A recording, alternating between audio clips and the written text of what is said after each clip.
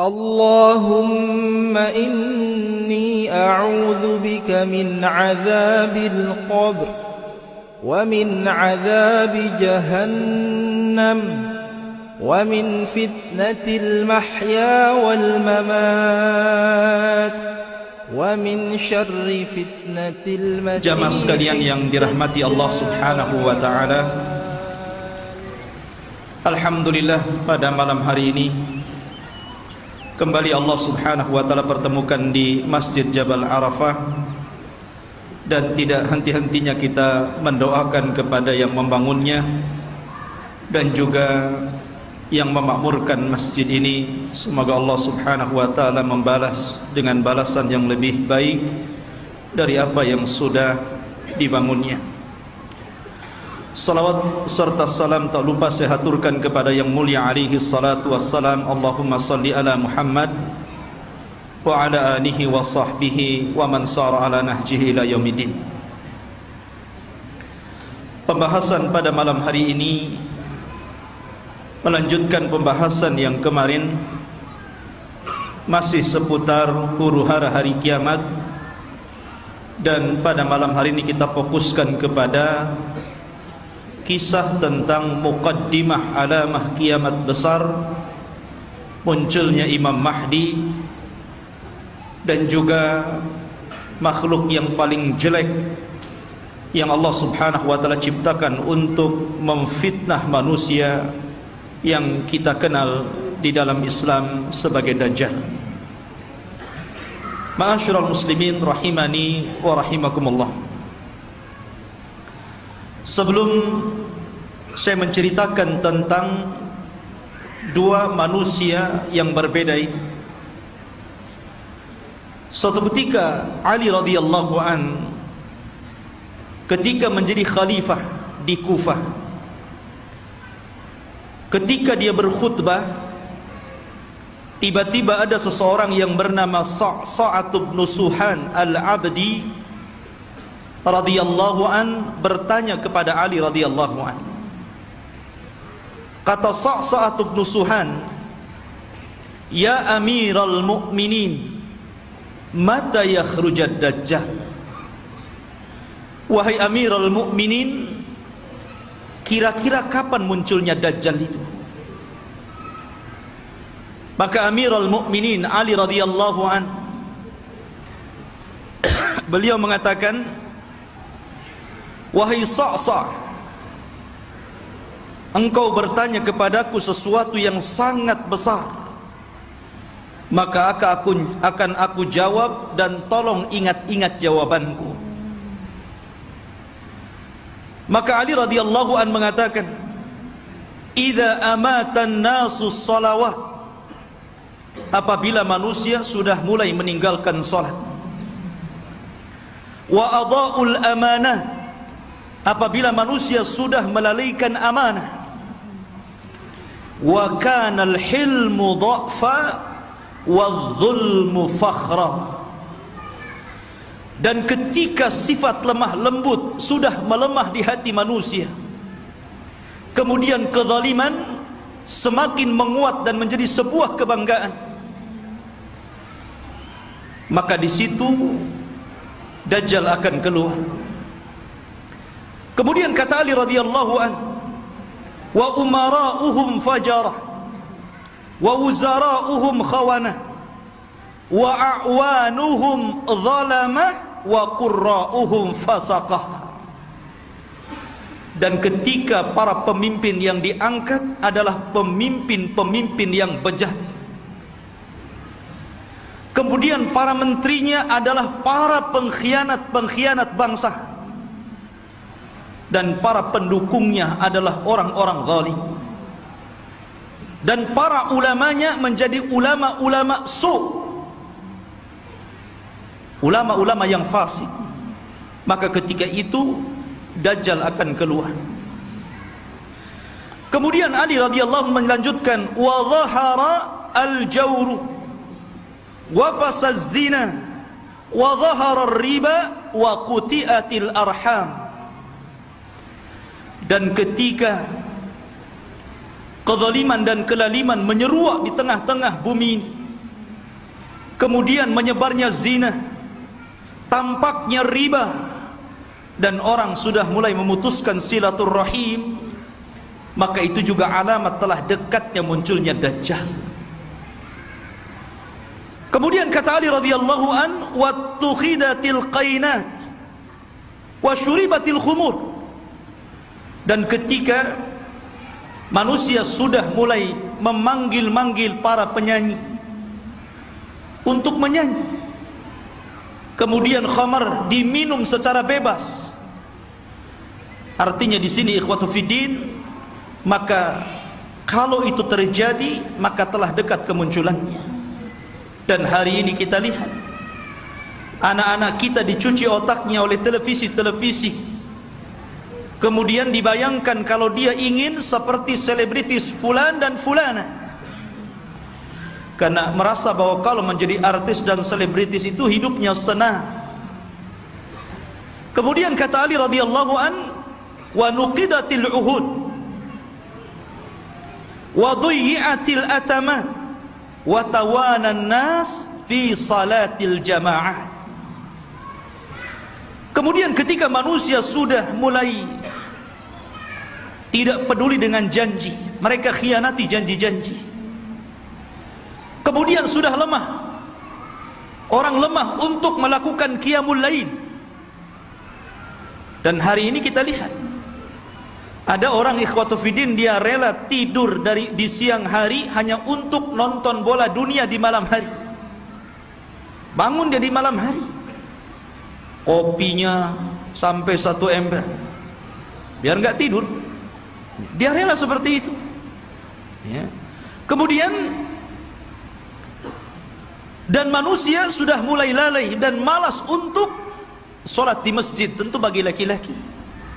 Padahal kata Ali radhiyallahu an, perhatikan, wa zakhraful masajid wa tawwalul manabir wa halul masahif. Padahal masjid pada hari ini kita saksikan hampir semua masjid itu tidak ada yang jelek, semua bagus, besar-besar, indah-indah. Tapi kemana orang-orang yang sholat di dalamnya? Kemudian menara tinggi-tinggi, sampai sekarang mencari masjid, mengenali masjid itu lebih mudah dengan cara apa? Melihat menara. Oh, di sana ada masjid. Dari mana antum tahu? Tuh menaranya. Artinya orang dimudahkan untuk mencari dan melangkahkan ke masjid. Karena apa? Tidak disusahkan orang cari masjid, tapi orang malas ke masjid. Kemudian juga mereka mulai meninggalkan mushaf, padahal cetakan Al-Quran itu hampir setiap tahun dicetak, disebarkan di mana-mana. Quran itu tidak sulit untuk mendapatkannya, tapi orang malas membaca Al-Quran. Ada yang mengatakan nunggu Ramadan katanya, karena ada tadarus. Sampai Ramadan enggak juga baca Quran. Kemudian kata Ali radhiyallahu an, apabila ini sudah terjadi maka dekatlah munculnya Dajjal. Kemudian Ali melanjutkan, wa akhadhur rusha wa akalur riba wasta'malus sufaha wastakhaffu bid-dima. Ketika manusia sudah mulai mudah untuk memakan rasuah, sogok menyogok. Di negeri kita ini korupsi itu bukan hanya tingkat level atas saja, level bawah pun sama. Bahkan antum buat KTP saja kadang-kadang ada pelicinnya ya. Bahasa rasuah itu kan bahasa pelicin katanya. Kalau ingin licin pakai oli saja lah. Jadi ikhwatu fiddin yang dimuliakan Allah Azza wa Jalla, dan ini sudah banyak di mana-mana. Hampir semua sektor pekerjaan itu mesti ada rasuah. Padahal Rasul mengatakan ar-rasi wal murtasi finnar, orang yang memberikan sogokan, orang yang memakan sogokan sama-sama di neraka. Wa akalur riba, dan orang sudah gemar memakan riba. Bahkan ada orang yang enggak mau kerja dengan cara menyimpan uangnya di bank-bank konvensional. Dia hanya makan bunganya saja. Bahkan riba di hari ini subhanallah luar biasa. Karena riba itu mudah didapati hampir di semua tempat. di tiang listrik ada riba, di pohon pisang ada riba, di pagar-pagar orang ada riba, gitu kan. Silahkan pinjam dengan gadekan bunga kecil, katanya. Jadi semua orang terlibat dengan riba. Kemudian ketika manusia sudah mulai menjadikan para pemimpin-pemimpin yang jahil, pemimpin-pemimpin yang bukan bidangnya, dia letakkan di situ. Harusnya ketika Anda mencari pemimpin atau pengurus untuk memimpin sesuatu, cari pemimpin-pemimpin yang layak dan bisa mengurus urusannya. Contoh saja umpamanya, yang paling mudah pesantren ataupun yayasan. Kadang orang-orang mencari pemimpin yang bukan orang-orang ahli agama. Macam mana orang yang bukan ahli agama memimpin pesantren yang notabene di situ diajarkan Al-Quran dan Sunnah? Jadi apa itu pesantren jadinya? Ini okelah pesantren-pesantren. Lah yang lebih dari itu seperti kepala desa, lurah, camat, bupati, sampai kepada presiden. Ketika manusia sudah melalaikan itu, dan mereka juga menganggap remeh persoalan darah. Kalau orang sudah menganggap remeh persoalan darah, ikhwan, maka itu alamat telah dekat keluar Dajjal.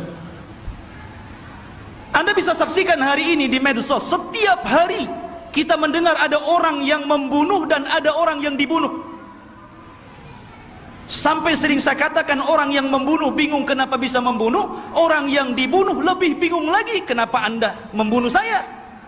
Apa alasan saya Anda bunuh? Makanya bayi-bayi yang dibuang itu kemudian meninggal dalam kardus, meninggal di solokan, meninggal di tong-tong sampah, meninggal di parit-parit, itu di hadapan Allah akan datang ke hadapan Allah dan mengatakan wal mau'udatu su'ilat bi ayyi dzambin qutilat.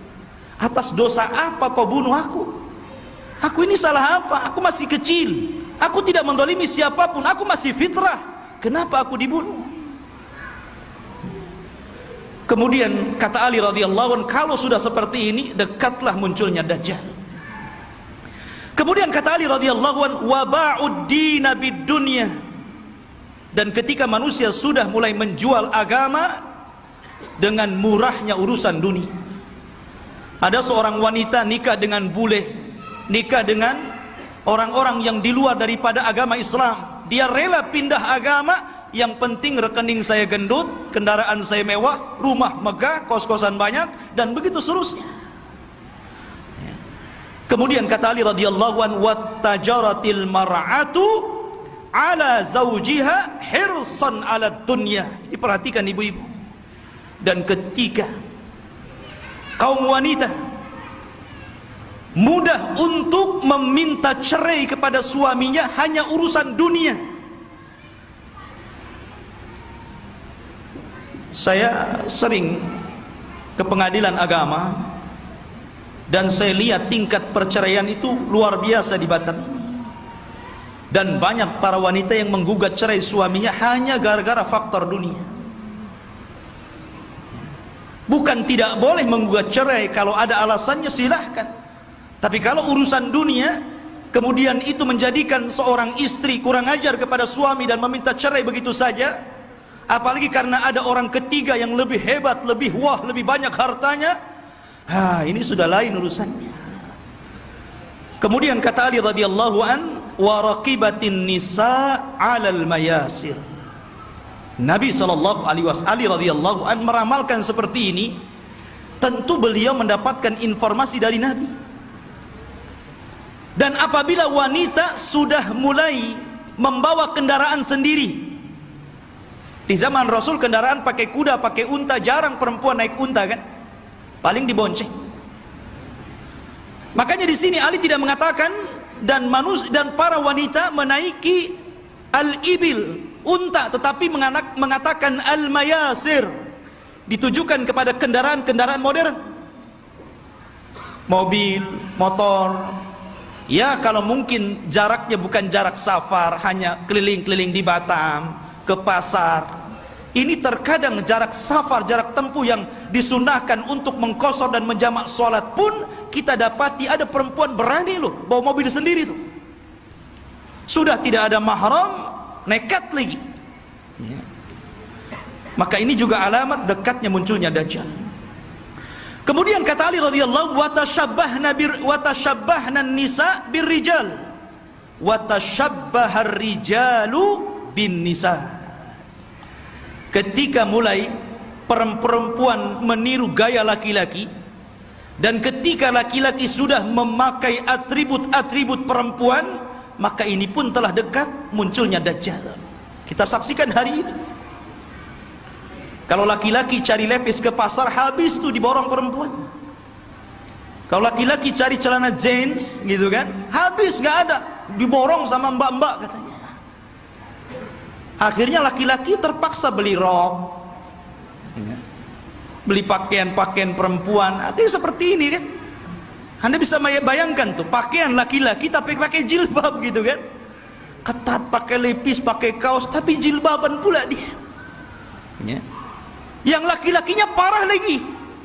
Anting-anting itu untuk perempuan dia letakkan tutup botol aqua di sini di kupingnya.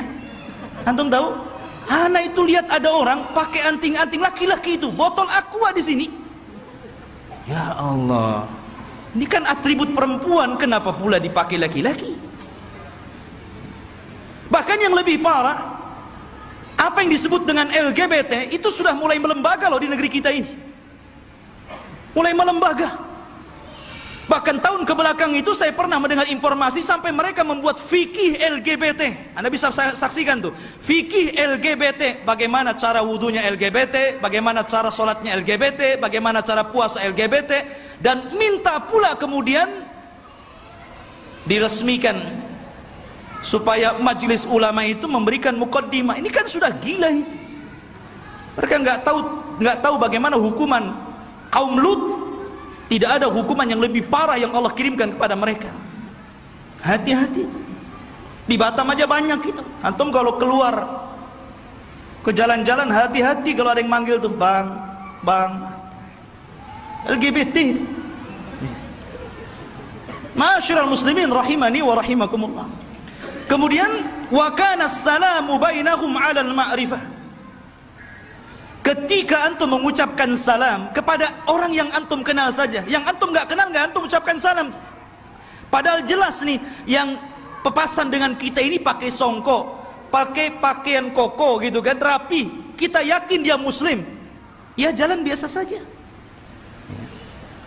Paling antum itu mengucapkan salam sama yang antum kenal saja. Kalau nampak ada janggutnya, celananya cingkrang, pakai gamis, assalamualaikum. Nah ini sudah tanda-tanda ini. Kemudian kata Ali radhiyallahu an, wa syahida syahidun min ghairi an yustashhad wa halafa min ghairi an yustakhlaf. Ketika manusia sudah mulai berani menjadi saksi padahal dia bukan saksi, bersumpah padahal dia tidak diminta sumpah, anda bisa mendapatkan di pengadilan-pengadilan ini. Ada orang yang saksi itu dijual, dibeli. Kamu jadi saksi bayar sekian, kamu bersumpah saya bayar sekian. Ini banyak sekali yang seperti ini, saksi jualan. Kemudian kata Ali radhiyallahu an, wa labisu juludadh-dha'ni ala qulubid di'ab wa kanat qulubuhum amarrun minas sabri wa alsinatuhum ahla minal asli wa sarairuhum antanu minal jiyaf. Dan ketika manusia-manusia sudah memakaikan bulu-bulu kambing, kulit-kulit kambing pada hati-hati serigala, padahal hati mereka adalah hati yang beracun, yang tidak pernah sabar. Padahal mulut mereka hanya manis di bibir, tapi tidak sebagaimana hatinya. Dan kehidupan pribadi mereka lebih busuk dibandingkan bangkai, kata Rasul. Nabi SAW ingin menyindir siapa? Ali radhiyallahu ingin mengisyaratkan kepada manusia siapa? Orang-orang yang hanya menampakkan kebaikan padahal di belakangnya orang ini buruk. Bahasa kitanya pencitraan saja. Biar orang pengenal saya ini baik, saya ini begini, begini dan begitu seterusnya. Dan zaman sekarang subhanallah, nyalon RT saja itu janjinya banyak. Itu baru RT itu. Nanti gang ini kita aspal, nanti solokan ini kita perbaiki. Habis jadi RT wassalam, kan begitu. Kemudian wal tumisal fiqhu li ghairi din wa unkiral ma'ruf wa urifal munkar. Dan ketika manusia memberikan kecerdasan mereka bukan kepada urusan agama, ketika itulah maka manusia akan mengingkari yang ma'ruf dan mereka akan cenderung melakukan mungkar. Kan banyak ikhwan, kita sebagai orang tua tentu kita bisa melihat potensi anak saya ini cerdas, hafalannya mudah, ya. Harusnya kalau orang tua sudah tahu anak ini ada bakat kecerdasan, arahkan ke agama. Mumpung mereka masih bisa merekam gitu kan. Kalau sudah tua, susah, ibarat menulis atau mengukir di atas lautan gitu kan, di atas air. Ya nggak mungkin. Tapi kalau mengukir di atas batu sih masih berbekas. Maka dari sini ketika kecerdasan bukan kepada urusan agama, tapi untuk urusan dunia, maka orang pasti akan mengingkari yang ma'ruf dan akan melakukan kemungkaran. Kata Ali, kalau sudah tersusun beberapa masalah ini, maka pasti kedekatan munculnya Dajjal sudah dekat. Fannajatun najah, hati-hati kalian, selamatkan diri kalian dan selamatkan diri kalian. Ikhwatu fiddin yang dimuliakan Allah Subhanahu wa taala. Kita tahu bahwa ketika fitnah sudah menyebar di sana dan di sini, apa yang saya katakan tadi, dan hampir semua yang dikatakan Ali radhiyallahu an berlaku. Dan itu kita saksikan bermunculan setiap hari, dan Anda bisa saksikan di medsos-medsos yang kita lihat setiap hari. Apa yang disebutkan Ali itu bermunculan untuk satu-satu. Lah ketika ini sudah terjadi, maka muqaddimah alamat kiamat besar akan muncul. Apa muqaddimah alamat kiamat besar? Khurujul Mahdi, keluarnya Imam Mahdi. Ini yang kita akan bahas. Ma'asyiral muslimin rahimani wa rahimakumullah. Kita tahu bahwa kemunculan Imam Mahdi dan kemunculan Dajjal itu hampir beriringan. Imam Mahdi dulu, baru kemudian Dajjal. Dan Nabi SAW mengatakan Dajjal tidak mungkin keluar kecuali ala khiffatin minad din wa qillatin minal ilmi. Dajjal tidak mungkin keluar sampai manusia lemah dalam agama dan sedikit pengetahuan tentang Dajjal. Ketika orang sudah tidak berkhutbah lagi menceritakan tentang Dajjal, ketika pengajian sudah tidak disinggung lagi tentang bab Dajjal, ketika orang-orang sudah tidak peduli dengan kisah-kisah Dajjal, maka ketika manusia lalai, muncullah makhluk yang jahat ini. Ma'asyiral muslimin rahimani wa rahimakumullah. Pada minggu yang lalu sedikit saya akan ulas sebelum kemunculan Imam Mahdi. Nabi SAW mengatakan Imranu Baitil Maqdis kharabu Yathrib. Apabila pusat kekuatan kaum muslimin sudah dipusatkan di Baitul Maqdis, di Yerusalem, alhamdulillah kita bersyukur kepada Allah Subhanahu wa taala. Allah telah menggagalkan keinginan barat untuk memindahkan Israel Raya di tengah-tengah kota Yerusalem. Ini sebuah nikmat. Tapi walaupun kemudian terjadi, maka itu adalah alamatul qiyamah.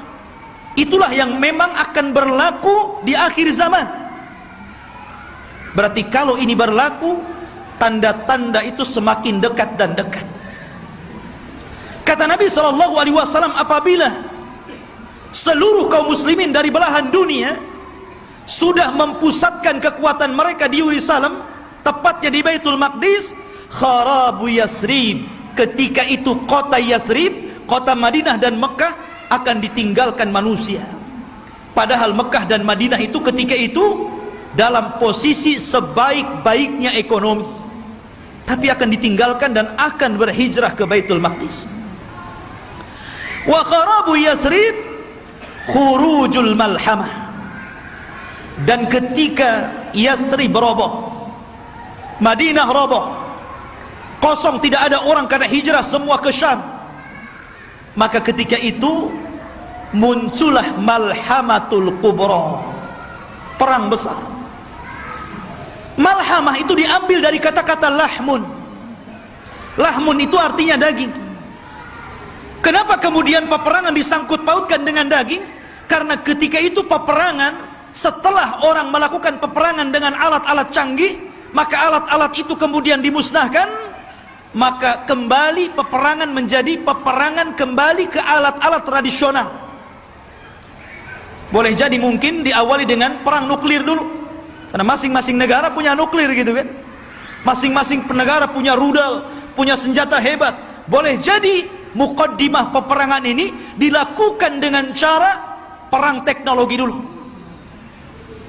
Setelah kemudian hancurnya negeri-negeri, senjata pun sudah tidak ada lagi, hanya bangkai-bangkai besi-besi tua, disitulah kemudian peperangan akan kembali ke perang tradisional.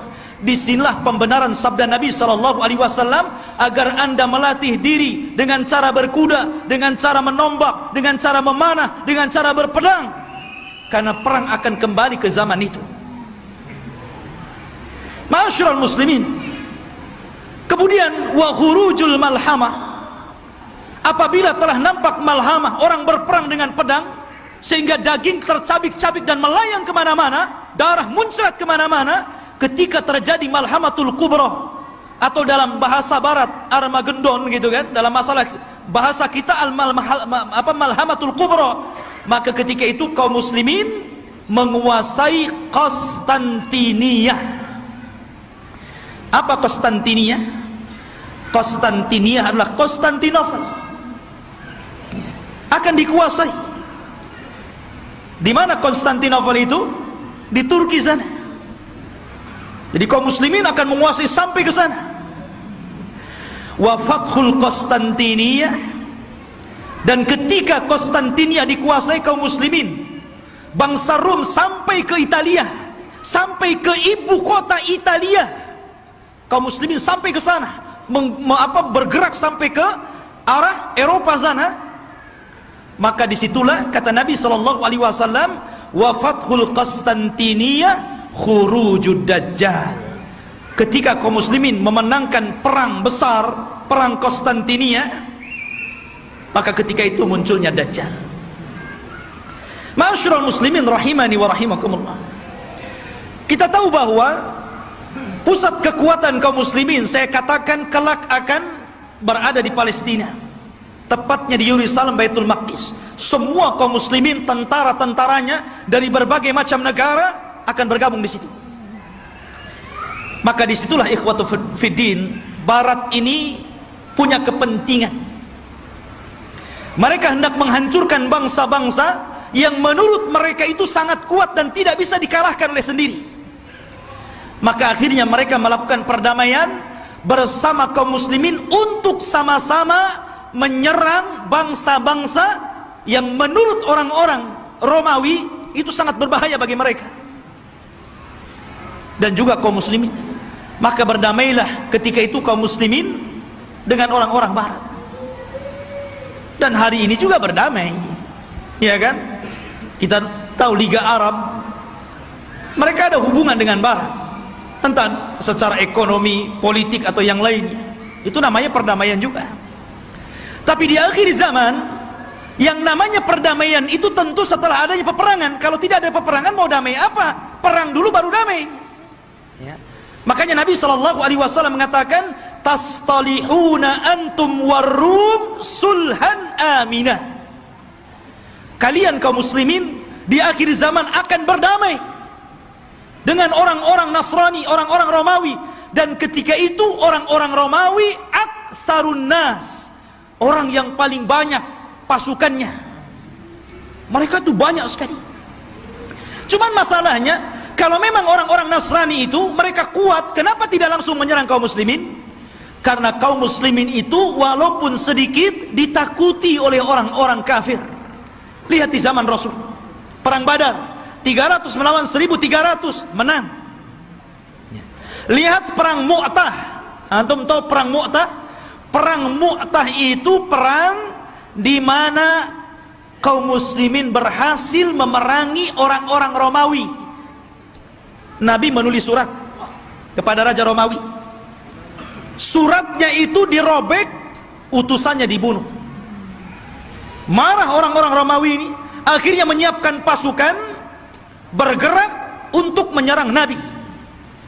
Kata Nabi, kalau mereka menyerang kita di Madinah, maka akan banyak terbunuh, laki-laki, perempuan, anak-anak, kakek-kakek. Ini tidak adil. Kita siapkan pasukan, kemudian kita sambut mereka. Akhirnya Nabi SAW mempersiapkan pasukan. Kata Nabi, wahai Zaid, peganglah bendera. Kalau kau mati, ganti dengan Ja'far. Kalau Ja'far mati, ganti dengan Abdullah ibn Rawahah. Perangkat. Dan di antara pasukan ada Khalid ibn Walid, tapi tidak dijadikan pemimpin karena baru masuk Islam. Berangkat mereka ke Mu'tah. Ya. Ketika melihat jumlah mereka berlipat-lipat banyaknya dengan kaum muslimin, wajar, manusia. Zaid mengatakan, apakah kita perlu pulang ke Madinah memberitahu Rasul? Atau bagaimana? Nggak imbang nih, pasukan Romawi banyak sekali, sementara pasukan kita sangat sedikit sekali. Tetapi karena mereka sudah kadang keluar membawa pasukan besar, sementara pasukan Romawi lebih besar daripada itu, akhirnya Allah takdirkan mereka pun melakukan peperangan. Subhanallah, di awal peperangan Zaid meninggal dunia. Kemudian bendera ditangkap oleh Ja'far. Ja'far meninggal dunia, terputus seluruh anggota badannya, termasuk dua tangannya terputus. Dia pegang bendera, diputus ininya, dipegang kirinya, diputus ininya, dipegang dadanya, dibelah akhirnya. Nabi berada di Madinah, tahu tuh karena wahyu. Kata Nabi, semoga kedua tangan Ja'far digantikan kedua sayap di sorga dan dia bisa terbang sesukanya. Ja'far meninggal dunia, dipegang Abdullah ibn Rawahah. Abdullah ibn Rawahah meninggal dunia, bingung kaum muslimin. Ini tidak ada lagi pemimpin pasukan. Maka mereka melirik kepada Khalid ibn Walid. Akhirnya dipegang dialah. Dia punya strategis perang yang luar biasa. Pasukan yang ribuan itu bisa dikalahkan oleh strategis Khalid ibn Walid. Sampai ada seorang Romawi bertanya kunci kemenangan kepada Khalid. Khalid, bagaimana engkau bisa memenangkan peperangan ini sementara jumlah kalian kecil dan jumlah kami besar? Kemudian Khalid memberikan kuncinya. Kata Khalid, nahnu qaumun nuhibbul maut kama tuhibbul haya. Kami kaum yang cinta kematian sebagaimana kalian cinta kehidupan. Berani mati, itulah kuncinya. Ya. Ma'asyiral muslimin rahimani wa rahimakumullah. Lah, perang ini akan berlaku kelak di akhir zaman. Tetapi orang-orang Islam akan bergabung dan melakukan perdamaian bersama orang-orang Romawi, kemudian akan menyerang sebagian. Ada yang memprediksi maksudnya yang diserang adalah negara-negara yang mereka berada di benua Asia. Ya, mungkin Cina, mungkin Korea, mungkin negara-negara, kita tidak tahu, Allahu a'lam. Karena Rasul tidak menyebutkan negara mana yang diserang. Rasul hanya mengatakan wa tagzuna aduwan min waraihim. Kalian akan berperang dengan musuh dari belakang kalian. Tidak disebutkan siapa mereka. Tetapi perang ini adalah gabungan pasukan kaum muslimin dan Romawi menyerbu negara itu dan dimenangkan. Ketika dimenangkan ini akhirnya saling mengklaim. Kata orang Nasrani, ini kemenangan kami. Kata orang Muslim, tidak, ini kemenangan kami. Sehingga muncullah satu orang Romawi, satu orang Salibi mengatakan, ghalabas salib, ghalabas salib, ghalabas salib. Sungguh kami salib yang menang, kami salib yang menang, kami salib yang menang. Datanglah seorang Muslim mengatakan, balillah ghalab, bahkan Allah yang memenangkan perang ini. Akhirnya saling berdebat, terjadilah perkelahian, maka sang salib orang Nasrani dibunuh kaum muslimin. Dari sinilah orang-orang Romawi berkhianat. Berkhianat. Padahal mereka tertulis melakukan perjanjian itu 10 tahun. Ada yang mengatakan di tahun ketiga, ada yang mengatakan di tahun kelima. Mereka berkhianat. Atas pengkhianatan inilah, maka kemudian mereka hendak menyerang kaum muslimin, menyiapkan pasukan besar. Dan kaum muslimin butuh pemimpin untuk melawan Romawi. Dari sinilah apa yang kita bahas malam ini, khurujul Mahdi, muncul Imam Mahdi untuk melawan orang-orang Romawi. Ma'asyiral muslimin rahimani wa rahimakumullah. Kalau kita cerita Al-Mahdi al-Muntadhar, Imam Mahdi yang kita tunggu-tunggu kemunculannya, Nabi SAW menyebutkan sifat-sifatnya.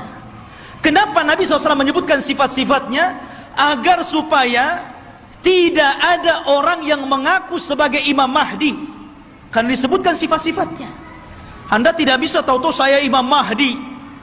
Kayak di Indonesia ini ada satu orang, satu waktu dia ngaku Imam Mahdi, satu waktu ngaku Nabi, satu waktu ngaku Nabi Isa. Oh, hebat. Dan itu hanya ada di Indonesia. Ya. Siapa dia? Lia Aiden. Antum pernah kenal kasusnya Lia Aiden? Sampai di penjara. Rupanya anaknya juga ngaku Nabi. Lihat masyarakat muslimin. Dan itu hanya ada di Indonesia. Ya. Belum lagi di Jawa Barat. Ada orang namanya Cecep. Orang Jawa Barat kan Cecep tuh namanya. Aja Cecep. Ya.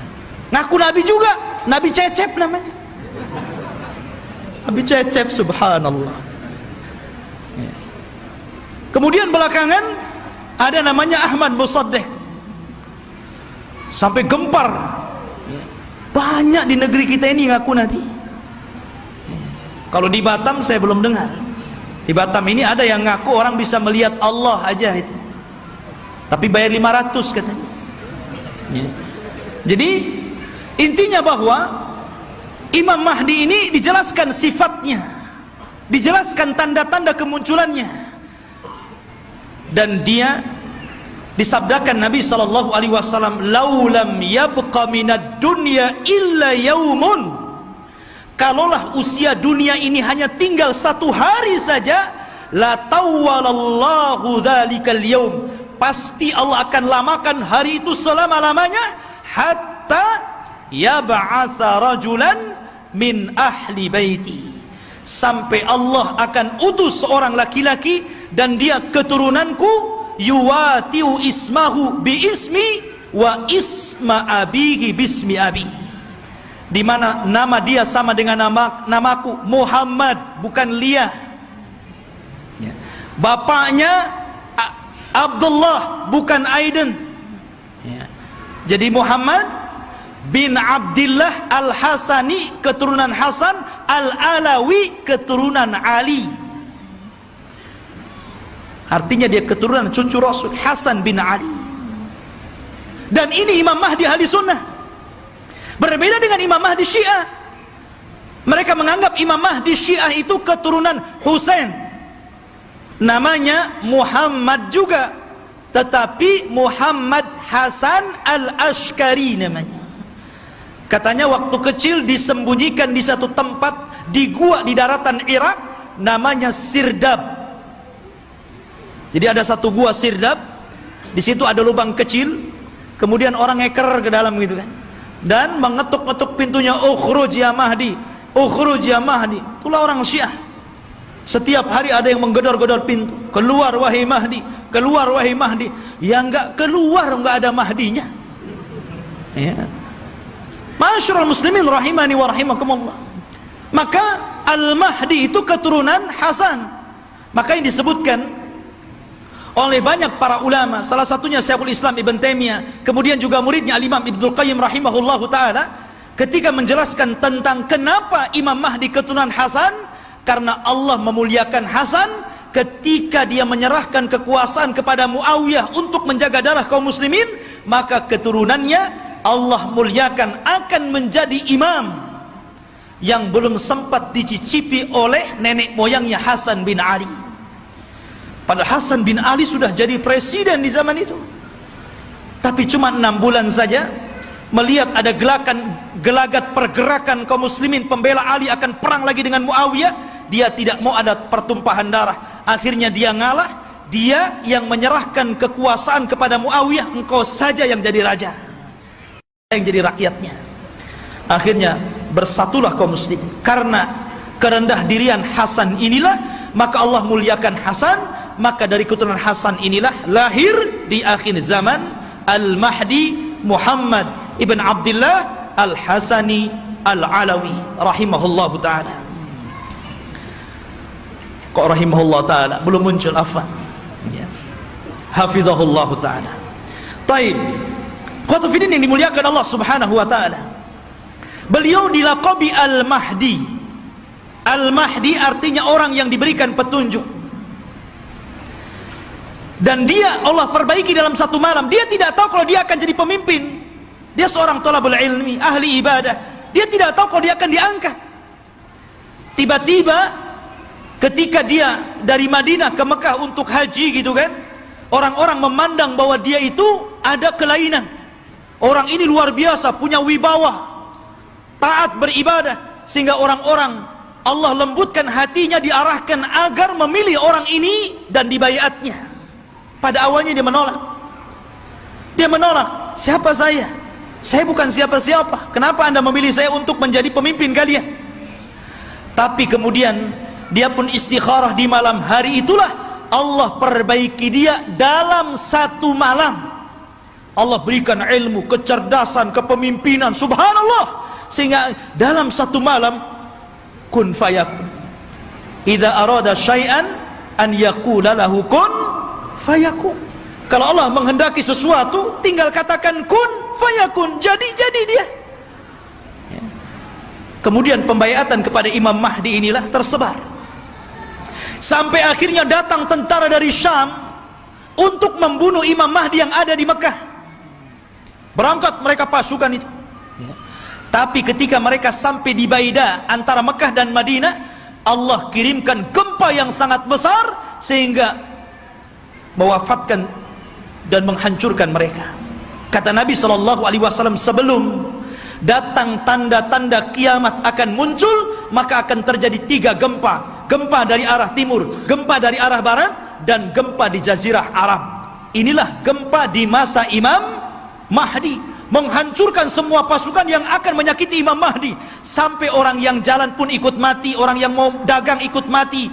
Sehingga Aisyah bertanya kepada Rasul, wahai Rasul, bagaimana orang yang ikut mati yang tidak bersalah dan hendak membunuh Imam Mahdi itu? Kata Nabi SAW, yub'atsu yaumal qiyamah ala niyatihim. Mereka akan dibangkitkan pada hari kiamat sesuai dengan niat mereka. Intinya ikhwatu fiddin, Imam Mahdi ini kemudian dibaiat di depan makam Ibrahim, di depan Ka'bah. Kemudian berangkat dari Mekah ke Madinah dan diikuti oleh pasukan yang sangat besar. Kemudian mereka hijrah ke Syam, bergabung dengan pasukan yang sudah siap tempur melawan orang-orang Romawi. Akhirnya ketika sampai di Syam, mereka membaiat Imam Mahdi, dan disitulah mulai peperangan besar. Perang besar Malhamatul Kubra. Ma'asyiral muslimin rahimani wa rahimakumullah. Dan kita tahu bahwa Imam Mahdi ini berkuasa atau diberikan kekuasaan oleh Allah Subhanahu wa taala tidak lama. Antara 7 sampai 8 tahun saja, ada yang mengatakan sampai 9 tahun. Dan dalam kekuasaan kaum muslimin, Imam Mahdi itu betul-betul membawa perdamaian, keadilan, kesuburan. Bahkan saking adilnya Imam Mahdi, Allah turunkan berkahnya dari langit, karena dia telah berhukum dengan hukum Allah.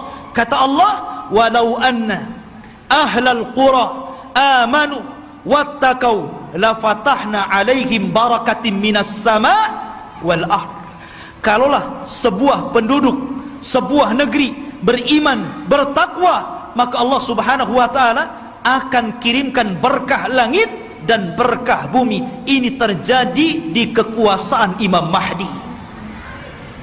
Kaum muslimin harta dibagi rata, sehingga tidak ada miskin, tidak ada kaya, semua sama. Imam Mahdi berhukum dengan hukum Allah, dan dia menggunakan khilafah dengan khilafah minhaj nubuwah. Ma'asyiral muslimin rahimani wa rahimakumullah. Lah ketika Imam Mahdi memimpin pasukan ini, kemudian Imam Mahdi berhasil menyerang orang-orang Romawi sampai ke jantung kotanya. Kemana? Ke Itali. Romawi di mana? Di Itali. Jadi bergerak dengan pasukannya sampai menyerbu orang-orang Romawi itu sampai ke jantung kotanya, ke Itali sana. Ketika menang dalam peperangan, para sahabat sudah merasa kaya dengan harta rampasan perang. Karena kalau perang itu ikhwan, kalau musuh kalah kan semua jadi milik kaum muslimin. Tanah milik kaum muslimin, rumah milik kaum muslimin, kendaraan milik kaum muslimin, kaya. Ya. Makanya tidak ada bisnis yang lebih menguntungkan kecuali perang. Kalau menang dapat segalanya, kalau kalah ya mati lantu.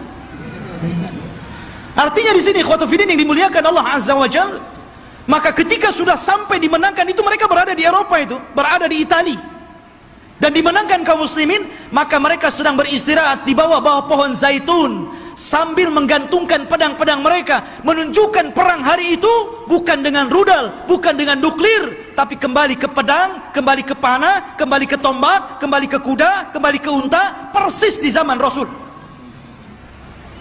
Disitulah syaitan datang, kemudian berteriak bahwa Dajjal telah muncul di Syam dan membawa pasukan dan akan masuk ke rumah-rumah mereka.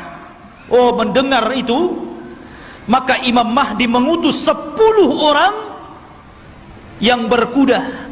Kata Nabi SAW, aku kenal siapa nama-namanya, aku kenal bagaimana kudanya, dan mereka adalah sebaik-baik penunggang kuda pada hari itu. Itu Rasul yang mengatakan. Jadi mereka diutus Rasul untuk membenarkan apakah kedatangan Dajjal itu memang ada ataukah hanya isu. Jadi 10 orang ini yang sudah dijanjikan oleh Nabi SAW, kelak Imam Mahdi akan mengutus 10 orang. Rasul tahu namanya, Rasul tahu kudanya, dan mereka adalah penunggang-penunggang yang terbaik ketika itu. Berangkatlah 10 orang ini ke Syam. Rupanya tidak benar, tidak ada pasukan Dajjal yang akan menyerbu rumah-rumah mereka. Tapi memang pada hari itu Dajjal muncul. Dajjal muncul pada hari itu, tapi tidak menyerang rumah-rumah mereka, sehingga mereka bergerak tuh, pasukan kembali ke Syam. Disinilah bermula kisah Dajjal. Bicara tentang Dajjal ikhwatu fiddin yang dimuliakan Allah Subhanahu wa ta'ala, Dajjal itu adalah makhluk Allah Subhanahu wa ta'ala. Dia bukan Tuhan. Dia adalah keturunan dari Bani Adam, bukan setan, bukan jin, bukan juga iblis. Bahkan dia lebih hebat daripada jin, lebih hebat daripada setan lagi. Tapi dia keturunan Bani Adam. Ma'asyiral muslimin, suatu ketika Nabi SAW mendatangi para sahabat. Sahabat sedang bicara tentang Dajjal. Saking banyaknya Rasul membicarakan tentang Dajjal di khutbah-khutbahnya, di majelis ta'limnya, di perang-perangnya, selalu cerita Dajjal, sehingga sahabat menyangka jangan-jangan Dajjal itu ada di kebun kurma Madinah. Ya. Maka Nabi SAW mendatangi mereka, dan sahabat mengatakan, ya Rasulullah, aktsartal hadis anhu fakhifna hatta dhananna anna ad-dajjal fi atrafin nakhli. Wahai Rasul, kau terlalu banyak menceritakan Dajjal, sehingga kami takut jangan-jangan Dajjal itu sudah ada di kebun kurma. Maka Nabi SAW mengatakan, bukan demikian. Jangan kalian mencelaku karena aku banyak bercerita tentang Dajjal, karena ini fitnah lebih besar daripada harta, lebih besar daripada fitnah anak-anak, lebih besar daripada fitnah peperangan yang menghancurkan negara dan membunuh kaum muslimin, lebih besar daripada fitnah-fitnah ini semuanya. Kata Nabi SAW, ghairu Dajjal akhwafuni alaikum. Tidak ada yang lebih aku takutkan kepada kalian kecuali fitnah Dajjal.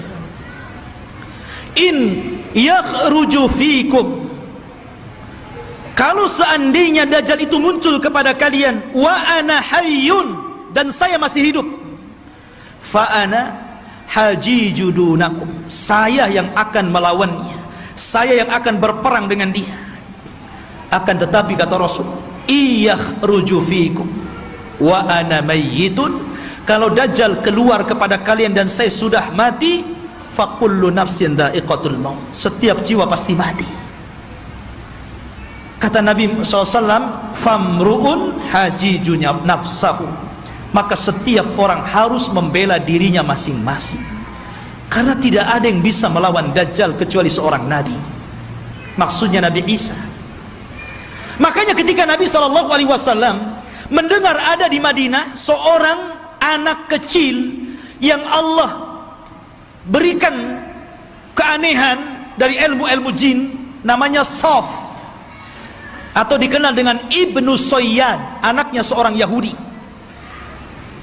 Sifat-sifatnya sama dengan Dajjal yang diceritakan Nabi, anak kecil ya.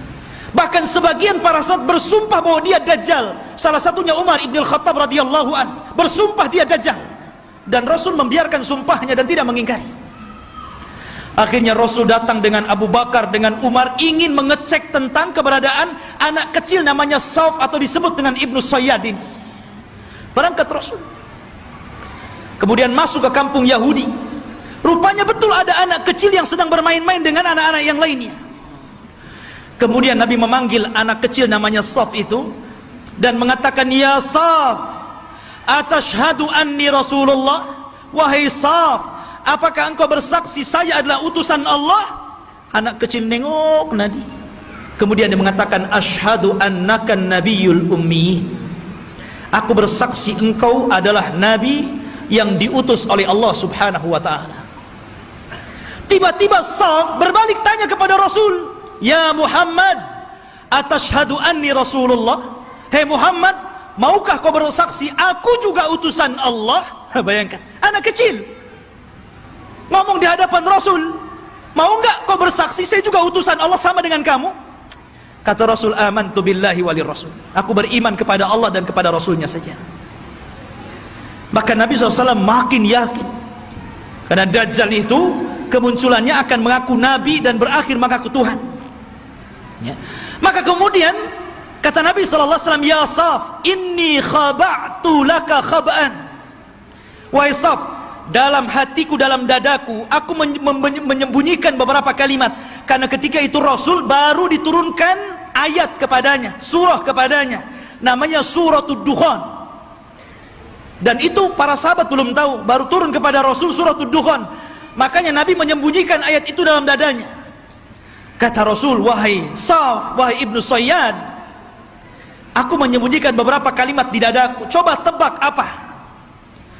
Kata si Saf ini memandang dada Rasul, tiba-tiba dia mengatakan duh, duh. Dia tidak bisa mengatakan dukhan, tapi sudah benar awalnya, karena Rasul menyembunyikan kalimat dukhan, tapi dia tidak sempurna. Dia mengatakan duh, duh, duh. Maka Rasul langsung mengatakan ikhsha falan ta'du wa qadrak, jelek engkau, celaka engkau, engkau tidak mungkin bisa meneruskan kalimat-kalimat yang ada di dadaku. Tapi dari Rasul makin bingung, jangan-jangan ini betul-betul Dajjal nih ya, dia tahu isi hati saya gitu, anak kecil si Saf ini ya. Akhirnya Rasul pulang. Kemudian pada waktu yang lain dia ajak lagi Umar dan Abu Bakar, ingin mengecek lagi keberadaan si Saf ini. Setelah ketemu dan hendak kemudian diintai dan kembali ingin diuji, tiba-tiba datang ibunya, melihat ada Rasul SAW dan ibunya kenal. Ya Saf, ataka Muhammadun, ya Saf, ataka Muhammadun, hei Saf, Muhammad sudah datang di sampingmu. Maka Saf pun kemudian langsung pergi kemudian di belakang ibunya. Kata Nabi SAW, lau tarakathu latabayyana amruhu, kalau ibunya ketika itu tidak memanggil-manggil, tentu aku sudah tahu siapa si Saf ini, apakah Dajjal atau bukan Dajjal. Tetapi ikhwatu fiddin, kenyataannya si Saf ini kemudian tumbuh besar dan dia masuk Islam. Tapi dalam hati para sahabat masih ragu masalahnya. Jadi dia sudah tua masuk Islam, sahabat masih ragu, itu masih ketakutan dengan si Saf ini Ibnu Sayyad yang sudah besar dan masuk Islam. Jangan-jangan dia dajjal pura-pura masuk Islam. Jadi suatu ketika Abu Sa'id Al-Khudri radhiyallahu an, ketika Saf ini hendak berangkat haji dan para sahabat banyak yang sudah berangkat duluan, rupanya Abu Sa'id Al-Khudri ketinggalan dan Saf atau Ibnu Sayyad yang sudah tua, sudah dewasa gitu kan. Ketika itu Abu Sa'id Al-Khudri karena kecapean kemudian berada di bawah pohon untuk istirahat. Tiba-tiba si Saf ini baru datang mau haji juga gitu kan. Dan Abu Sa'id Al-Khudri sangat ketakutan dengan Saf ini karena Rasul pernah mengatakan dan sebagian para sahabat bersumpah dia dajjal, itu masalahnya. Tiba-tiba ikut pula di samping Abu Sa'id, ikut duduk di situ. Gemetar Abu Sa'id ini. Ya. Tapi Saf mengatakan, "Ya Aba Sa'id, aku tahu engkau takut kepadaku. Tapi coba pikirkan wahai Aba Sa'id, bukankah Dajjal itu tidak punya anak? Aku punya anak. Bukankah Dajjal tidak mungkin masuk Islam? Aku masuk Islam. Bukankah Dajjal itu tidak mungkin datang ke Mekah dan tidak juga menginjak Madinah? Aku bisa ke Mekah, aku bisa ke Madinah. Kenapa kau ragu? Aku ini sedih, kenapa orang-orang menuduhku Dajjal?" Ya. Dari situ Abu Sa'id Al-Khudri agak tenang itu. Tetapi Abu Sa'id Al-Khudri menjadi ketakutan di endingnya ketika Ibnu Sayyad atau Saf mengatakan, "Tetapi ya Aba Sa'id, aku tahu di mana letaknya Dajjal." Ketika dia ngomong begini, langsung diambil barang-barangnya, kabur dia. Ya. Dia tahu di mana letaknya Dajjal. Ya, awalnya dia sudah merendah tuh. Tahu-tahu endingnya yang nggak enak gitu kan. Tapi ya Aba Sa'id, ana azri aina maudhi'ad Dajjal. Saya tahu di mana Dajjal berada, katanya. Masya Allah. Makanya suatu ketika Abdullah bin Umar radhiyallahu an pernah membuat marah, dipukulnya Ibnu Sayyad sampai marah. Karena marah Ibnu Sayyad, Ibnu Umar ketakutan, akhirnya lari ke rumah Hafsah. Dia melapor gitu kan, "Ya Hafsah, saya tadi pukul Saf, Ibnu Sayyad dia marah." Kata Saf, kata saudaranya Hafsah ini, "Wahai Abdullah bin Umar, kau sudah tahu bagaimana sabda Rasul tentang kemunculan Dajjal. Dajjal tidak mungkin keluar kecuali karena kemarahan yang sangat besar. Hati-hati kamu." Ya. Dari situ ikhwatu fillah yang dimuliakan Allah Azza wa Jalla, sehingga para ulama ini mengatakan Saf ini Dajjal atau bukan. Tetapi pendapat yang kuat, boleh juga dia Dajjal, tapi Dajjal min dajajin, Dajjal yang lainnya. Karena Rasul mengatakan di akhir zaman akan muncul Dajjaluna kadzabuna salasuna kulluhum yadda'una annahum nabi. Akan muncul zamannya di mana Dajjal para pendusta 30 orang akan mengaku dia nabi. Maka mungkin boleh jadi salah satunya adalah Ibnu Sayyad. Karena Ibnu Sayyad tidak dikisahkan meninggalnya, tiba-tiba dia hilang begitu saja. Ya. Ma'asyiral muslimin, ataupun mungkin dia jasus, mata-matanya Dajjal, kita tidak tahu. Tapi yang jelas Dajjal itu sudah ada. Di zaman Nabi SAW sampai ada kisah yang luar biasa dari seorang sahabat namanya Tamim ibnu Aus Ad-Dari. Tamim ibnu Aus Ad-Dari ini masuk Islam belakangan, 2 tahun sebelum wafatnya Rasul. Di tahun ke-9 Hijriah dia baru masuk Islam. Dan dia seorang pelaut. Jadi suatu ketika Tamim Ad-Dari ini banyak berjasa juga dalam Islam, walaupun dia tidak lama berjumpa dengan Rasul, tapi dia orang yang menerangi masjidnya Rasul dengan pengalamannya, dan dia pula yang membuat mimbar Rasul. Ini Tamim ibnu Aus Ad-Dari. Ya. Jadi suatu ketika sebelum dia masuk Islam, dia berlayar ke lautan. Tidak tahu di laut mana, karena kemunculan Dajjal itu tidak jelas. Cuman Rasul mengatakan dari arah timur kota Madinah. Ketika Rasul, apakah di laut Syam? Tidak. Apakah di laut Yaman? Tidak. Lalu di mana? Dari timur Madinah. Dari timur Madinah yang mungkin mengarah ke Irak, ke Iran begitu kan. Karena Dajjal juga akan muncul di situ. Jadi Tamim ibnu Aus Ad-Dari ini berlayar. Tiba-tiba diombang-ambingkan dengan 30 awaknya. Kemudian terdampar di satu tempat, semuanya hutan belantara. Ada yang mengatakan di laut Yaman. Jadi ketika dia merasa ini saya sudah mati atau belum, rupanya belum mati, maka dengan pasukannya masuk ke dalam hutan. Di tengah hutan dia mendapatkan satu binatang, subhanallah, nggak tahu belakang, nggak tahu depan, karena buluan semuanya, berbulu dari atas ke bawah. Dan itu makhluk yang pertama kali dijumpai oleh Tamim Ad-Dari. Gimana nggak takut? Nggak pernah melihat makhluk seperti itu. Maka dengan ketakutannya dia mengatakan, siapa kamu? Ya, kata Tamim Ad-Dari, kaget loh, ini binatang tak bisa ngomong. Ya, dia mengatakan kami dari Arab. Terus balik nanya, siapa kamu? Ana jassasa. Jassasa itu artinya jasus, mata-mata. Maksudnya mata-matanya. Ya. Maka kemudian siapa jassasa? Jassasa tidak mengatakan. Jassasa hanya mengatakan, engkau sudah ditunggu orang. Dia sudah lama bertahun-tahun mencari kabar. Ternyata orang yang ditunggu sudah datang. Datanglah kau ke salah satu gubuk atau rumah besar yang ada di tengah hutan. Kau temui dia. Dia sudah lama menunggu kalian. Berangkatlah Tamim dan 30 awaknya ke tempat yang diisyaratkan makhluk tadi. Rupanya ada. Masuk ke dalam rumah, ada orang yang diborgol tangannya, diborgol kakinya, diborgol lehernya. Tiba-tiba mengatakan kepada orang ini, dari mana kalian? Maka Tamim dengan ketakutan mengatakan, nahnu minal Arab, kami dari Arab. Ha, kalian dari Arab? Taib, saya akan bertanya kepada kalian,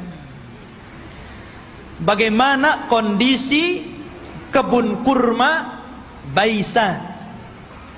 Kebun kurma Baisan, ya, ma'ruf, ya, kurmanya dulu sangat luar biasa. Kata Tamim Ad-Dari, subhanallah, kebun kurma Baisan itu kebun kurma yang kualitasnya tinggi, berbuah terus, nggak berbuah, saking suburnya. Maka Rasul mengatakan sebentar lagi tidak ada kurmanya. Kata para peneliti, hampir sudah 100 tahun yang silam dari sekarang ini sudah tidak berbuah lagi kurma-kurma yang ada di Baisan itu. Kemudian kata orang ini mengatakan, bagaimana kabar tentang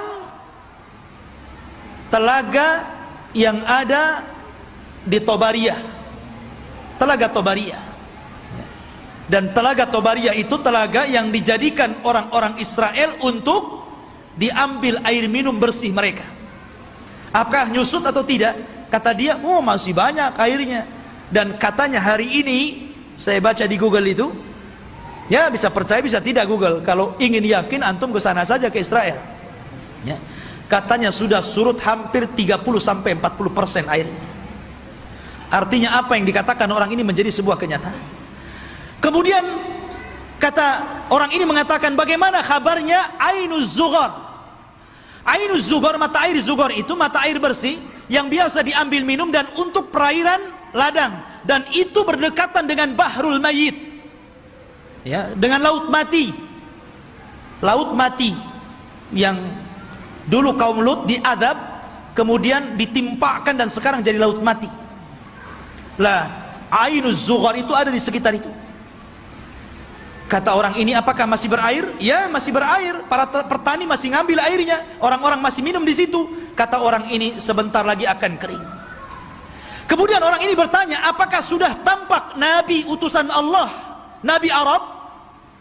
Kata Tamim Ad-Dari, ya, dia sudah sampai di Madinah, berhijrah dari Mekah. Apakah orang-orang membenarkan dan mendustakan? Iya, ada yang membenarkan, ada yang mendustakan. Kata Dajjal, sebaik-baik manusia adalah orang yang mengikuti dia. Dajjal saja nyuruh kita ikut Nabi, ya. Dia mengatakan apa? Sebaik-baik orang adalah ikut dia, ya. Dajjal itu, ya.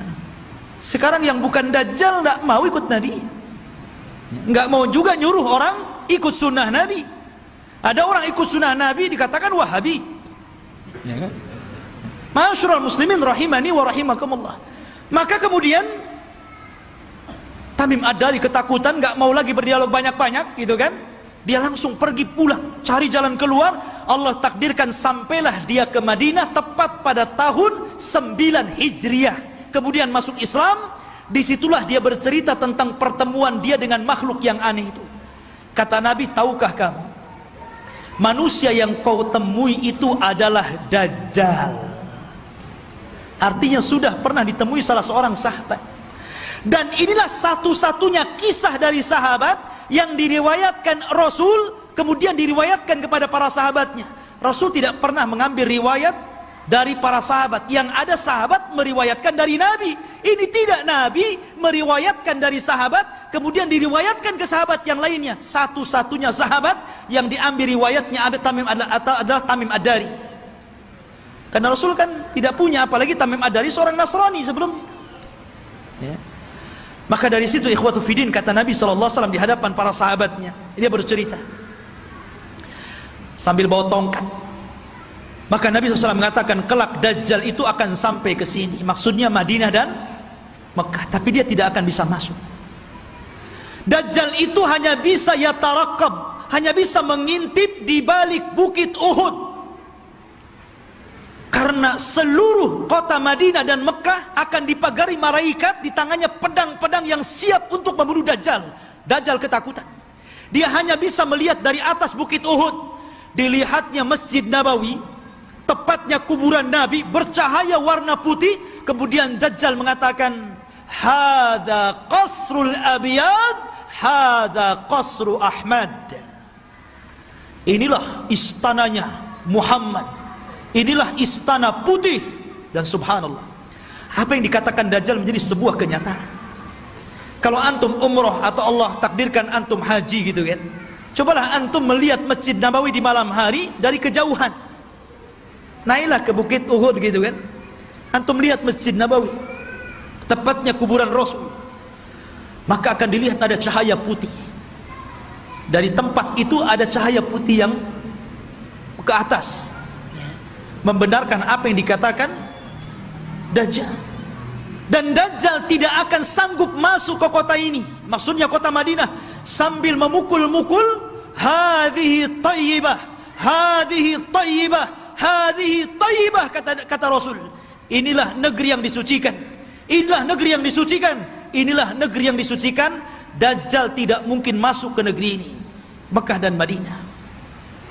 Makanya di zaman itu salah satu tempat yang aman dari Dajjal, berangkatlah antum ke Mekah dan Madinah. Cuman sayang nggak ada pesawat. Antum kira-kira naik apa tuh dari Batam ke sana? Ya, nggak ada lagi pesawat terbang. Ya, mungkin belum sampai dah mati antum di jalan. Ya. Jadi khotbah yang dimuliakan Allah Azza wa Jalla, kata Nabi SAW ketika bicara Dajjal, beliau mengatakan, sesungguhnya ayyuhan nas, innaha lam takun fitnatun ala wajhil ardi mundu dhara Allahu dzurriyyata Adam a'zam min fitnatid Dajjal, wa inna Allah lam yab'ats nabiyyan illa hadzara ummatahu Dajjal, wa ana akhirul anbiya wa antum akhirul umam.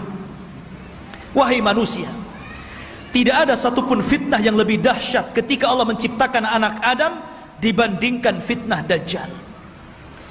Karena andailah seluruh dukun-dukun yang ada di dunia dikumpulkan, kemudian melakukan kontes sihir, maka sihir mereka jauh di bawah sihir Dajjal.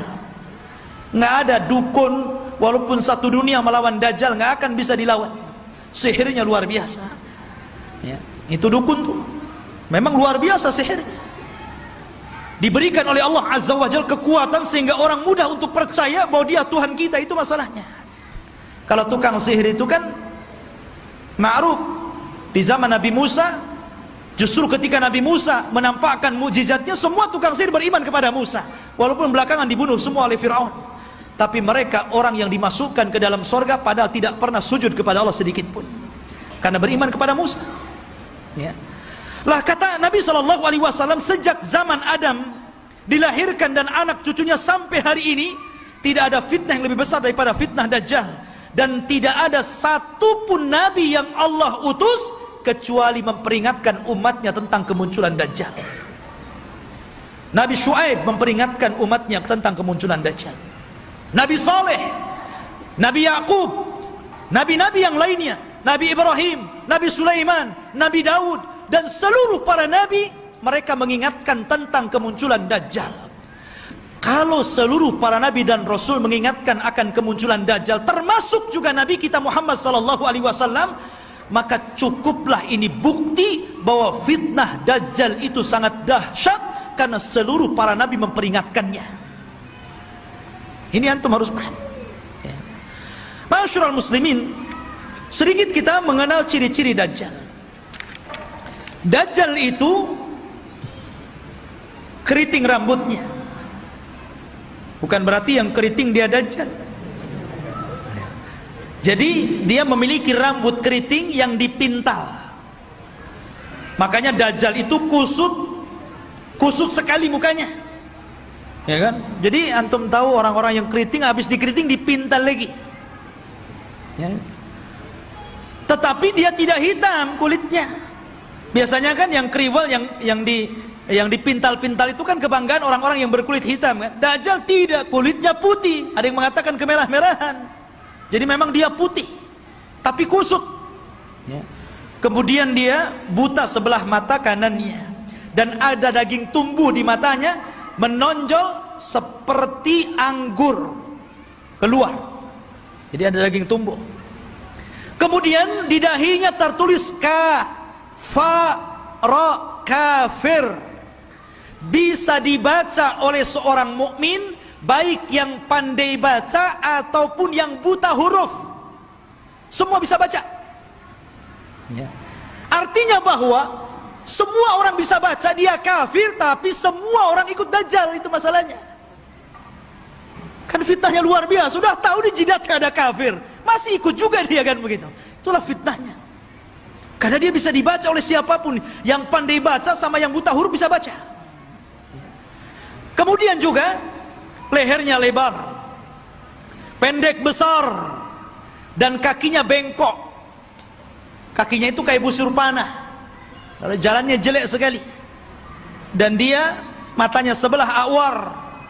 Dari sini menunjukkan kalau orang itu waras, beriman, imannya kuat, otaknya dipakai, tentu orang itu tidak mungkin mengakui orang seperti ini Tuhan, karena banyak cacatnya. Ya kan jelek itu orangnya, kok jadi Tuhan pula? Ya, dan mengaku ana rabbukum, saya Rabb kalian. Tapi masalahnya walaupun penampilannya seperti itu, tapi dia diberikan kekuatan oleh Allah yang Allah tidak berikan kepada yang lainnya. Makanya ketika Dajjal mengaku Tuhan, maka Allah langsung mengatakan innahu a'war fa innallaha laisa bi'a'war. Dajjal itu a'war, buta sebelah kanannya, dan Allah tidak buta dan tidak buta sebelah. Ya. Ma'asyiral muslimin rahimani wa rahimakumullah. Lah Dajjal ini ikhwatu fillah yang dimuliakan Allah Azza wa Jalla, dijelaskan juga di antara fitnah-fitnahnya secara umum, karena waktu juga yang terus berjalan. Di antara fitnah-fitnah Dajjal yang paling besar adalah mengaku nabi. Kemudian setelah itu mengaku Tuhan. Ini fitnah yang paling besar.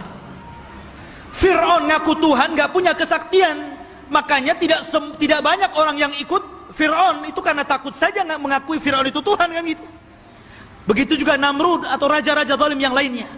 Tapi Dajjal ini bukan karena takut, karena takjub dengan kehebatannya, makanya orang banyak yang ikut Dajjal. Anda bisa bayangkan Dajjal ini datang ke negeri yang rusak, anggaplah kayak Suriah gitu kan, udah roboh, sudah nggak bisa lagi dibangun, nggak mungkin lagi mau berapa ratus tahun lagi membangun kota ini. Dajjal itu datang ke kota yang roboh itu. Kemudian Dajjal mengatakan, keluarlah wahai bumi pembendaharaan kalian. Tiba-tiba kota itu kembali cantik, ya kan? Kembali subur, kembali mewah, kembali megah.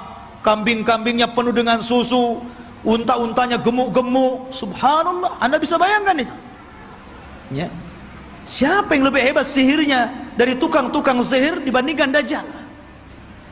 Dan sebaliknya, kalau ada kota bagus, subur, banyak ternaknya, kemudian Dajjal lewat, kemudian tidak beriman kepada Dajjal, langsung ambruk, langsung gersang, langsung pada mati, gitu kan? Subhanallah. Ya. Seperti ini fitnahnya. Bahkan suatu ketika Dajjal ini mendatangi sebuah perkampungan, kemudian mengatakan, bagaimana kalau kuhidupkan keluarga kalian, apakah ibu kalian, apakah anak yang kalian cintai, atau siapalah terserah di antara keluarga kalian, siapa yang mau kuhidupkan, kuhidupkan. Tapi syaratnya setelah itu beriman bahwa aku Tuhan kalian. Wah, orang kampung keluar semua tuh. Maka yang ingin ibunya dihidupkan, kata Dajjal, ditunjuk kuburan ibunya itu. Maka setan datang, fatamatsala lahu ummu. Kemudian berubah menjadi seolah-olah ibunya, seolah-olah anaknya, seolah-olah suaminya, seolah-olah bapaknya, seolah-olah kerabat-kerabatnya. Akhirnya mereka pun berkumpul, kemudian memeluk suaminya, istrinya, ibunya, macam-macam, dan mengatakan kepada keluarganya, ikutilah orang itu karena dia adalah Tuhan. Nah, lihat, seperti itu. Nggak ada tukang sihir yang bisa kayak gini, kecuali Dajjal. Ya. Sampai suatu ketika dia hendak mendatangi Mekah dan Madinah, Dajjal memukulkan kakinya beberapa kali, pukulan terjadi gempa. Akhirnya seluruh orang kafir dan munafik yang ada dalam Madinah keluar semuanya. Ketika itu ada anak muda yang kuat imannya menantang Dajjal. Dia cari Dajjal di kerumunan pasukannya yang diikuti 70 orang-orang Asfahan, Yahudi Asfahan. Dan mereka menggunakan selendang-selendang yang hari ini orang-orang Yahudi memakainya, toyalis. Selendang yang dipakai di bahu-bahu mereka itu, toyalis namanya. Ya. Lah kemudian anak muda ini ditangkap oleh tentara Dajjal. Kemudian ditanya, mau kemana mau kamu? Saya mau ketemu rajamu Dajjal. Di mana dia? Akhirnya dihadapkan.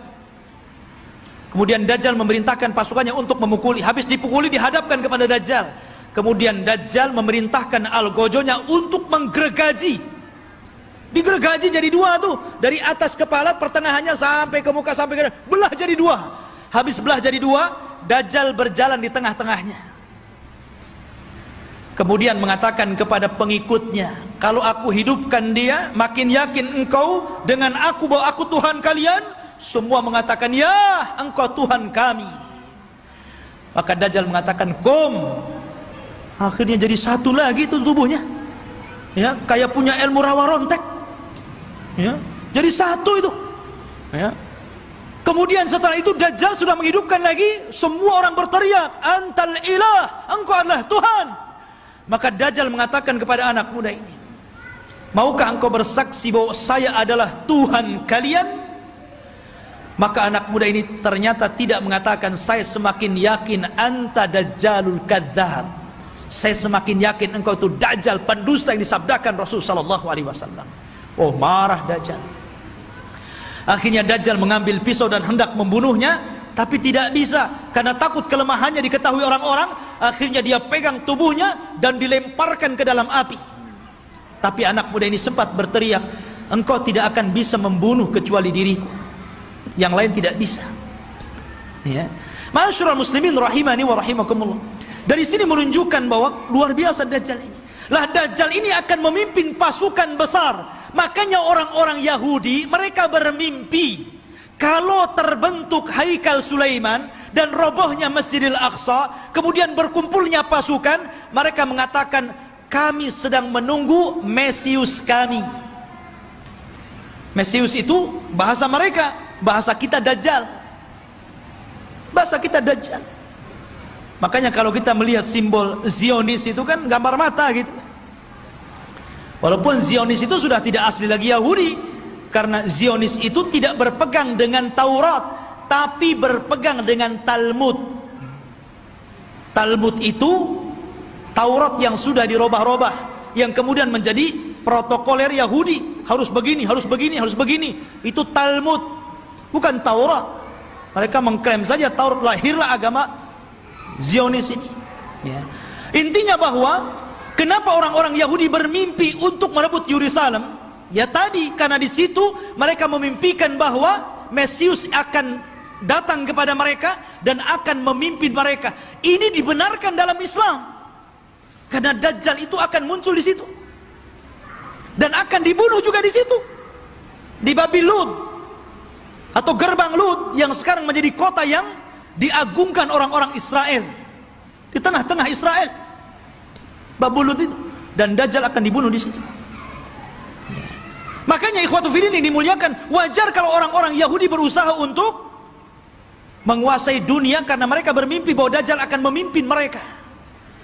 Tapi mereka tidak paham bahwa apa yang mereka mimpikan juga ada dalam Islam, dan kita tidak mimpi, ini sebuah kenyataan bahwa Imam Mahdi akan muncul dan akan menjadi musuhnya Dajjal di akhir zaman dan akan berperang.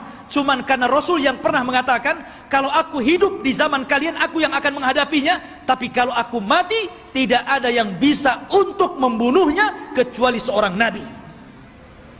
Makanya ketika Umar kembali kepada kisah Ibnu Sayyad, Sauf anak kecil itu, ketika dia meramal apa yang di dada Nabi, Umar mengambil pedang dan mengatakan, da'ni adrib unuqah, Rasul izinkan aku penggal si Ibnu Sayyad ini.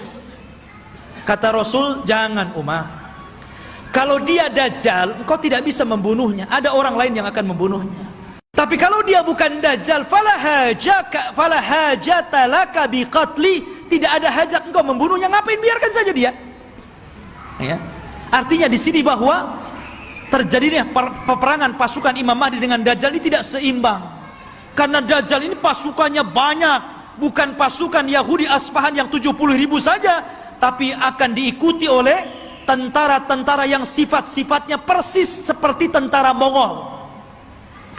Belum lagi para wanita, belum lagi pasukan-pasukan yang lainnya.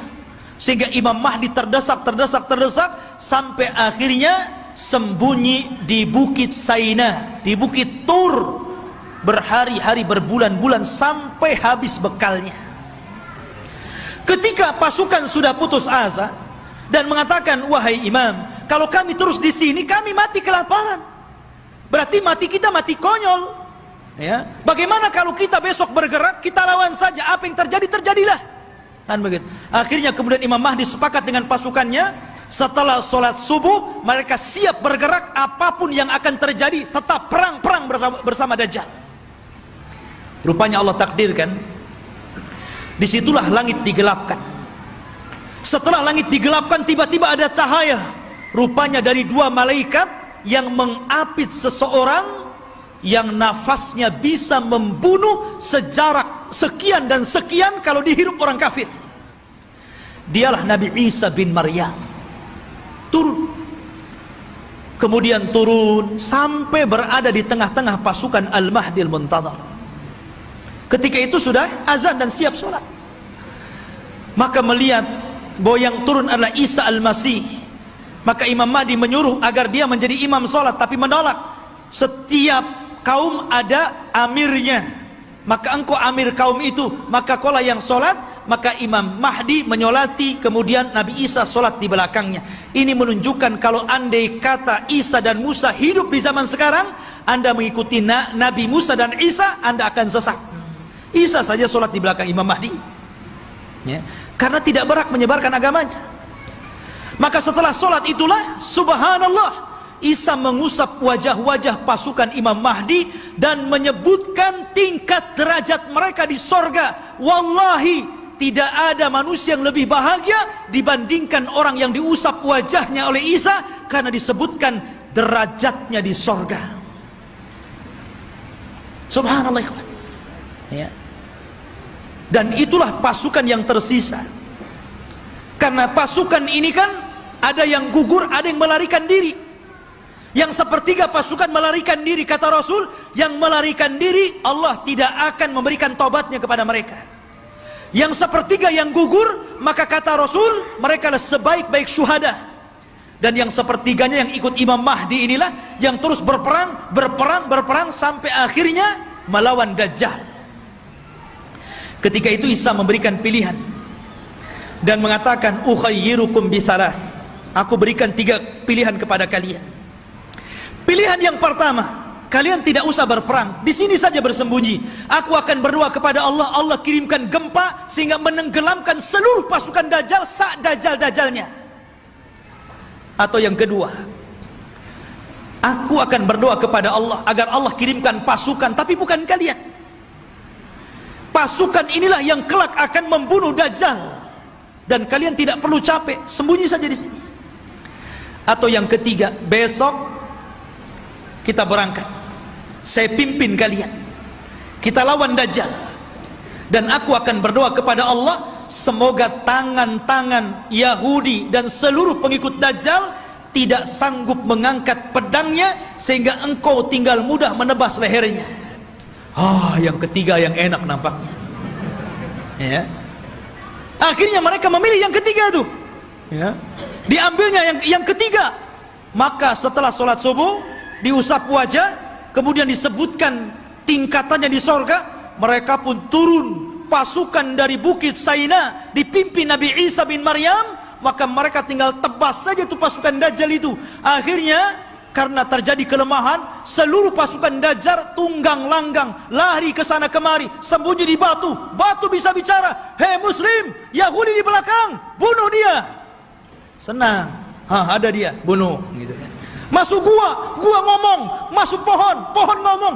Tidak ada satupun makhluk kecuali dibuat bicara oleh Allah. Bagaimana Allah hinakan itu? Mereka nggak bisa sembunyi. Mau sembunyi di mana? Semua makhluk kalau bicara, "Hei Muslim, ini Yahudi, bunuh di sini." Ya.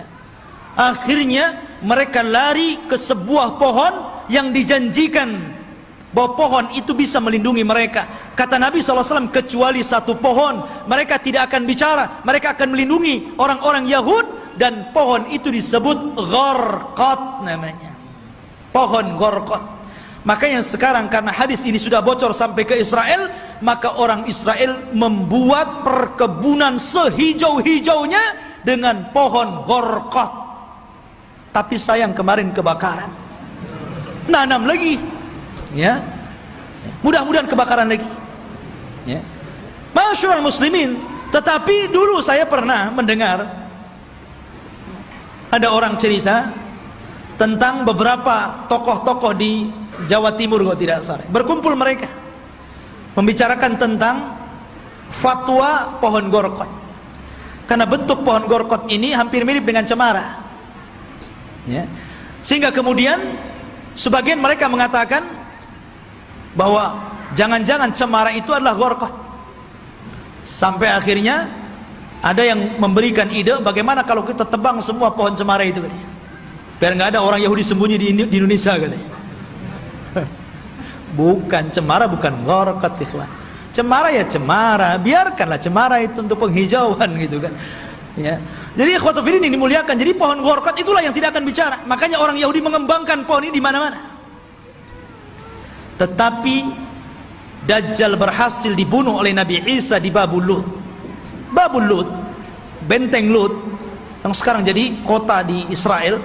Disinilah Nabi Isa mampu membunuh Dajjal, memenggal kepalanya, kemudian mengatakan kepada pasukan Yahudi dan Nasrani, "Inilah kepala kalian, inilah pemimpin kalian, sudah kubunuh." Dari situ mereka menyerah. Lah yang tersisa dari orang-orang ahli kitab, dari orang Yahudi dan Nasrani, akhirnya mereka beriman kepada Allah lewat perantara Isa, tapi bukan ikut agama Isa sebagaimana prasangka Nasrani. Mereka ikut agama Muhammad lewat perantara Isa, dan itu diisyaratkan dalam Al-Quran, "Wa im min ahlil kitab illa la yu'minan nabihi qabla mautihi." Dan sebagian ahli kitab kelak akan beriman kepada Allah dan agama Muhammad sebelum wafatnya Isa bin Maryam, karena Isa akan berkuasa selama 40 tahun. Rupanya fitnah tidak berhenti. Ya. Nanti kita ceritakan fitnah yang lebih besar, yang lebih hebat lagi. Fitnah yang kita kenal dengan Ya'juj dan Ma'juj. Kisahnya luar biasa. Ya. Kisah Ya'juj dan Ma'juj itu luar biasa sekali untuk kita ceritakan, dan insya Allah kita lanjut pada minggu depan. Wallahu alam, kita cukupkan sampai di sini, mudah-mudahan ada manfaatnya. Subhanakallah bihamdika, asyhadu an la ilaha illa anta astaghfiruka wa atubu ilaik. Allahu ta'ala alam.